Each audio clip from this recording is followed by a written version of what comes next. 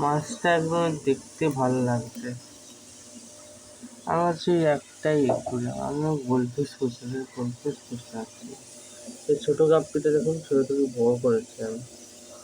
আর এই কোথায় গেল এই মলি মাছটা একটুখানি আছে এখন, বড় হয়নি এখন। গাপ্পি মাছগুলো ঘুরে যাচ্ছে ভালো, খুব সুন্দরভাবে ঘুরে যাচ্ছে।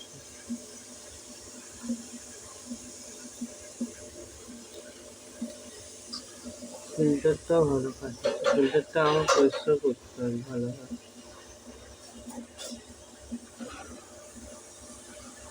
সুন্দর লাগছে এরকম কৈরাস ক্রোকোডাইল ফিশটা দেখুন কত সুন্দর লাগছে।